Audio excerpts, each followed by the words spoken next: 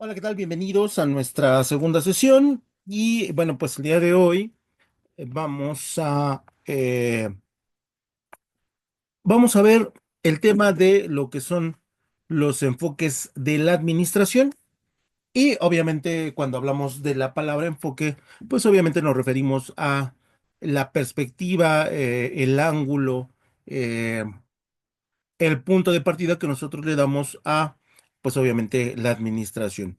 Ya la clase pasada nosotros habíamos señalado algunas definiciones de la misma, algunos contenidos de la misma, y decíamos que, pues, las definiciones pueden ser variadas y múltiples, y estas dependen, pues, del periodo en el que se hayan desarrollado, de la empresa a la cual se hayan querido aplicar y de, pues, las condiciones sobre de las cuales nosotros queremos dar resultado, ¿no?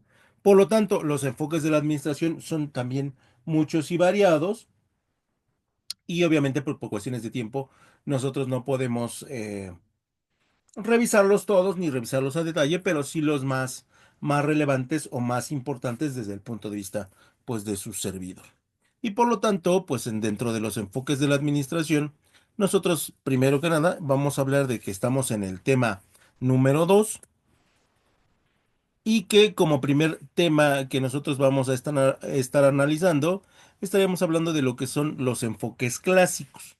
Y cuando nos referimos a lo que es el enfoque clásico, pues tendríamos que decir que se refiere a la administración como una teoría centrada en la estructura y el funcionamiento de una organización que sea más eficiente, ¿no? El enfoque clásico parte de la revolución industrial, donde pasamos de ser eh, negocios artesanales a ser industrias manufactureras.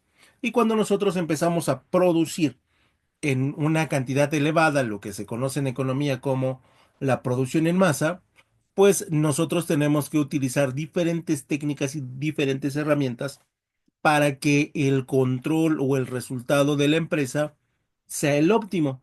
Y bajo esa perspectiva, la administración clásica sería capaz o se caracteriza por centrarse en la eficiencia y en la eficacia, dos conceptos que al día de hoy son necesarios y son de alguna otra manera fuente de medición de si una empresa es exitosa o no lo es.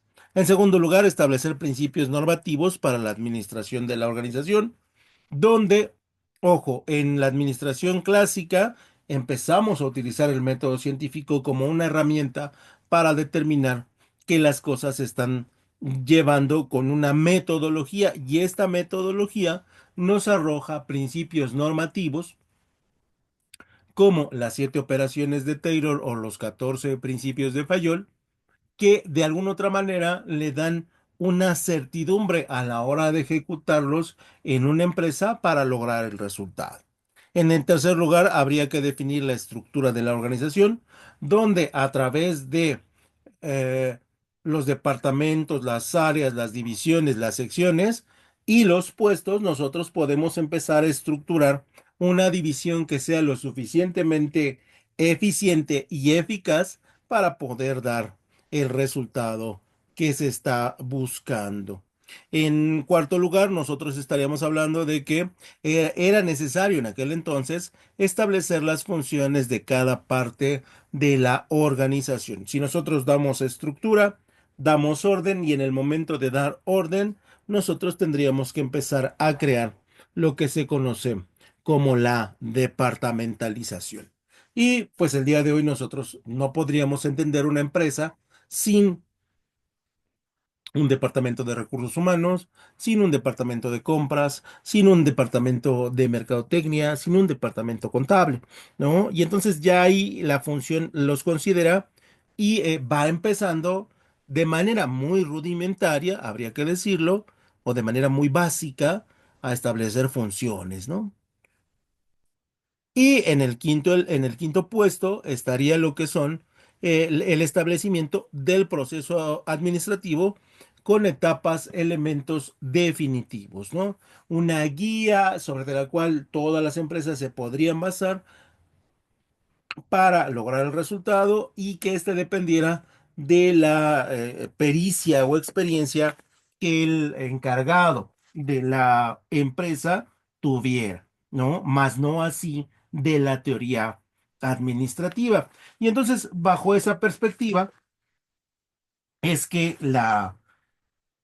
el enfoque clásico de la administración pues va tomando forma, va tomando sentido y muchas de las empresas lo van perfeccionando, lo van puliendo hasta lograr pues que prácticamente en todas las empresas del mundo se pueda utilizar este concepto sin que haya duda de que utilizarlo nos va a dar buenos resultados. Y como uno de los exponentes más representativos de esta escuela clásica, pues sería el primer padre de la administración, Henry Fayol, quien a través de las 7 operaciones básicas que toda empresa debe tener, pues impulsó el pensamiento de esta metodología y de alguna otra manera, pues le dio sentido a lo que hoy conocemos como la administración científica. No se puede entender se puede entender a la administración antes de Henry Fayol y después de Henry Fayol. Así que sí, deberíamos de determinar un padre, pues sería él que en primer lugar. Y bueno, pues en ese sentido, algunos de los principales elementos de la teoría clásica sería, obviamente, cuando nosotros le damos orden, eficacia, eficiencia, departamentalización, le damos un sentido a las actividades que se realizan, lo primero que nosotros tendríamos que establecer como una herramienta básica sería el concepto, o si no viene el concepto, sí la aplicación de la idea de la división del trabajo, ¿no? Y la división del trabajo responde a un elemento muy simple, que es la especialización, donde la especialización tiene la posibilidad de que una persona haga un conjunto de funciones de manera rutinaria, pero de manera eficiente y que esto le permita a la empresa no gastar o no ocupar tiempo en capacitar, en adiestrar o en ajustar a una persona a un puesto determinado. La división del trabajo hasta el día de hoy, bueno, pues es el principal pilar de la industria en pues prácticamente todo el mundo.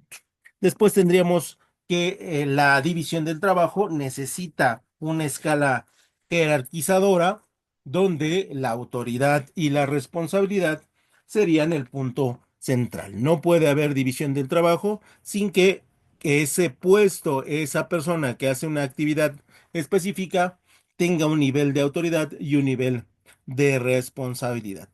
En segundo lugar, pues obviamente está la disciplina, ¿no? Que es parte de la estructura en la cual las organizaciones se fundamentan.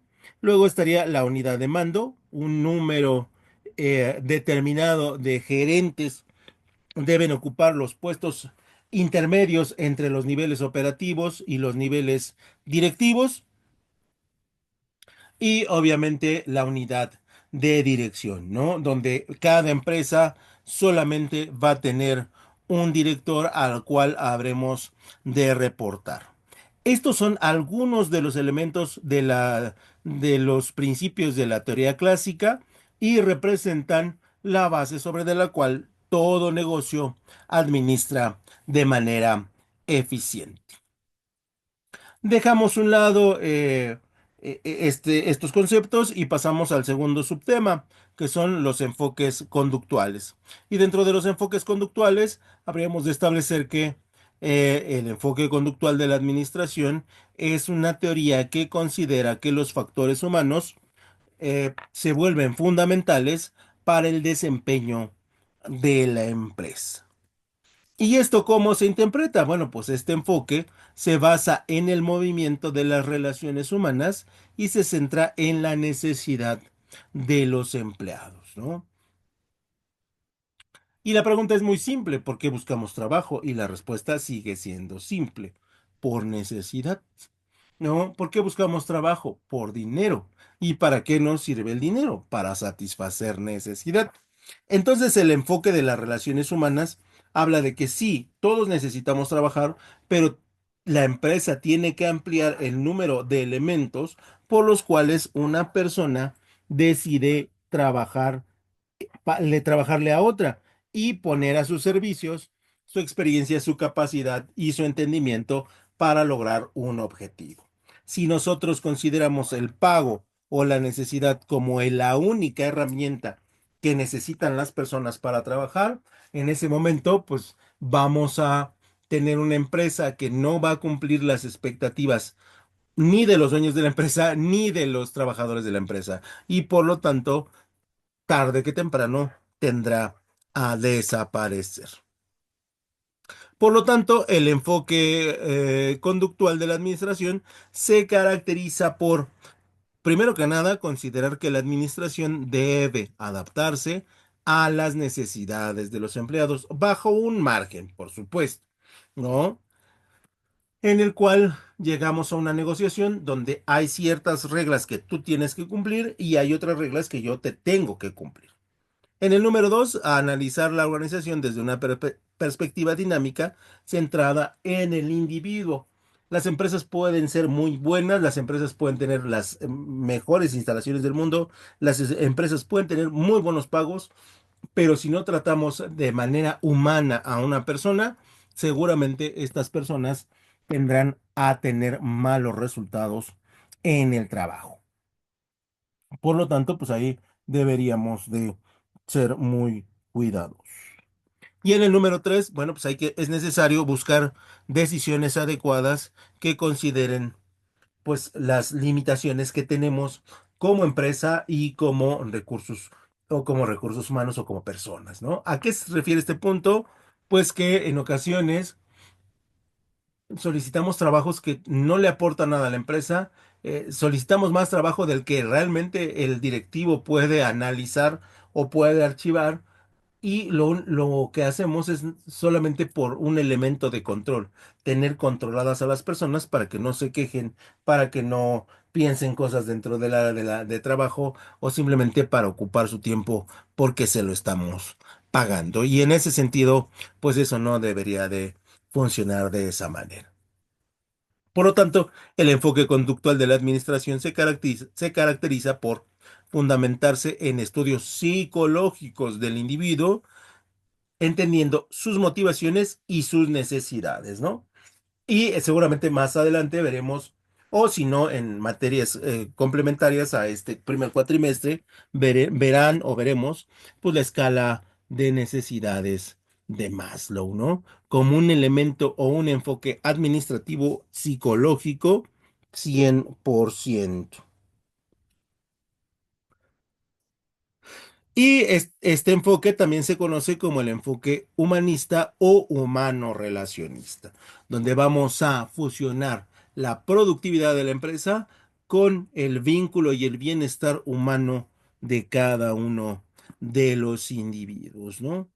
El tercer enfoque que nosotros conocemos o que puede ser interesante o que es necesario conocer sería el enfoque estructuralista. Y este enfoque estructuralista de la administración, obviamente todos los enfoques son teorías que son válidas y que están avaladas por un montón de teoría y un montón de investigaciones, ¿no?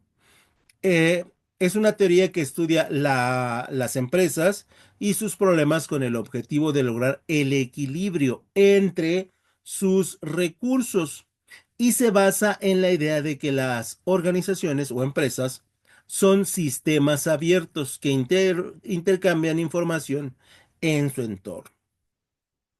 Si nosotros queremos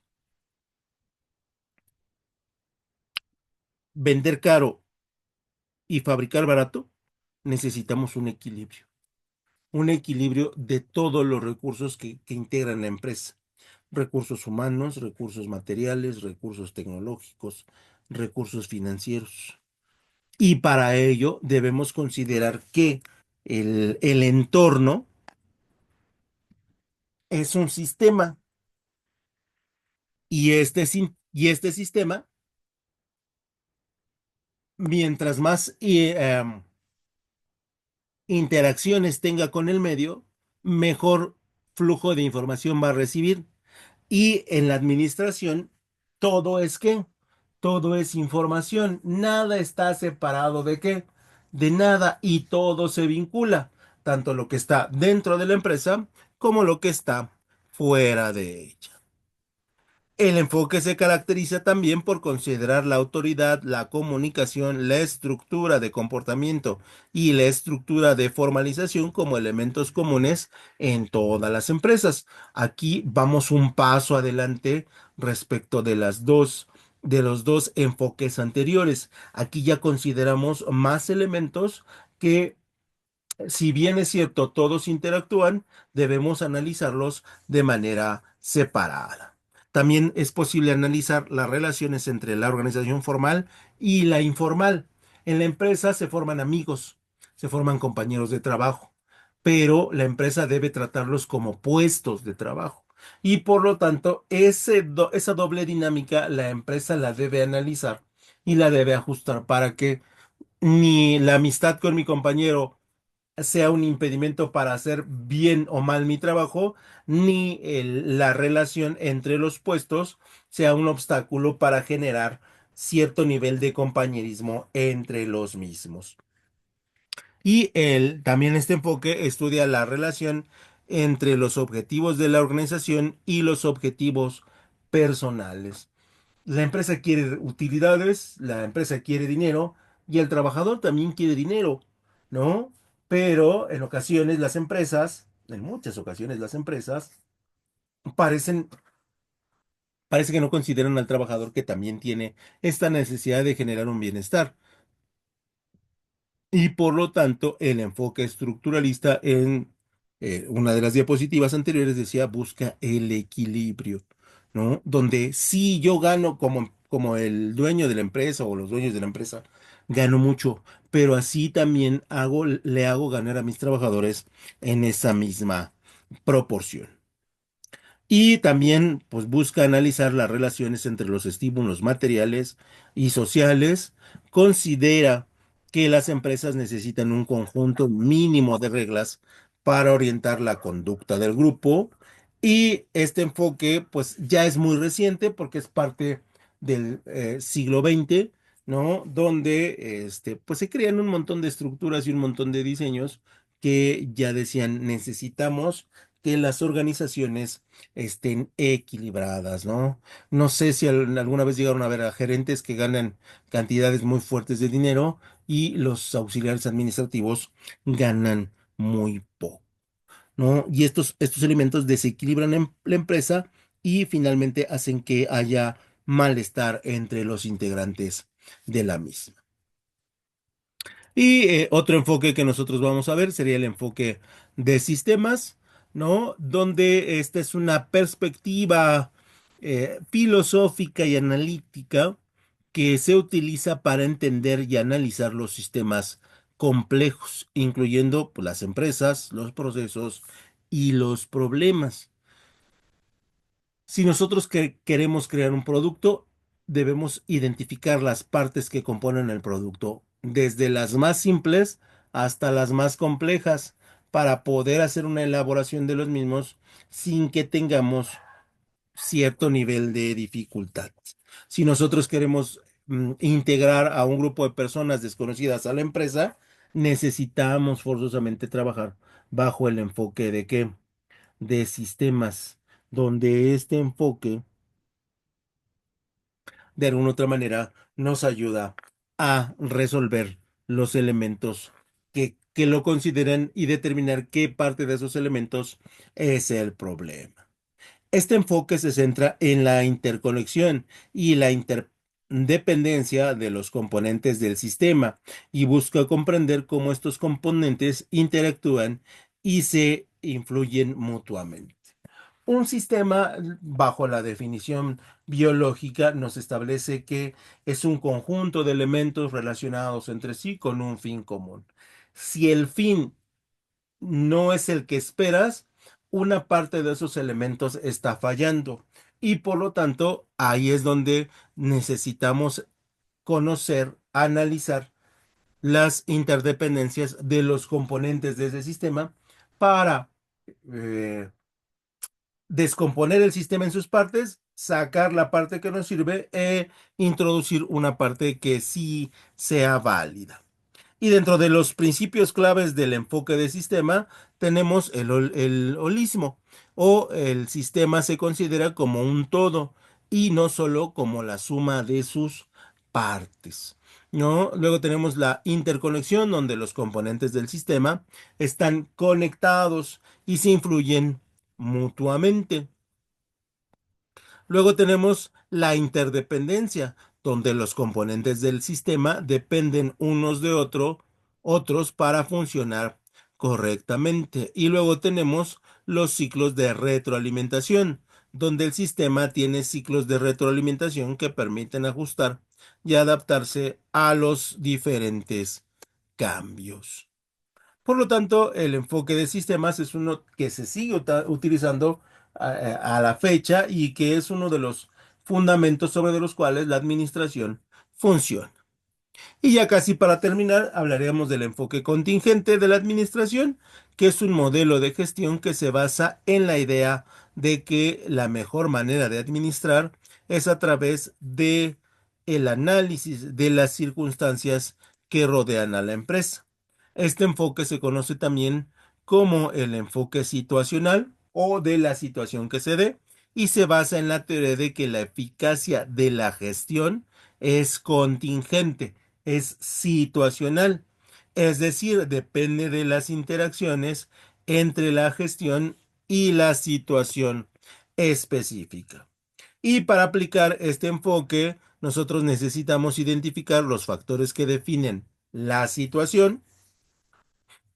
Tenemos que observar cómo interactúan los factores entre sí y cómo es la situación, y tenemos que encontrar la respuesta administrativa más adecuada. Por lo tanto, el enfoque de contingencia trabaja con factores externos, como los elementos legales, políticos, económicos, tecnológicos y demográficos, y los factores internos, como los proveedores, los clientes, los competidores y las entidades regulatorias. Y estos serían los enfoques más importantes o más generales que cualquier persona de negocios debería de conocer para entender cómo se establece una estructura organizativa dentro de cualquier parte de un sector eh, de producción o de servicios, y que, bueno, pues de alguna otra manera se deben de conocer. Por su atención, mil gracias, y espero verlos en la sesión Zoom. Cuídense mucho y hasta luego.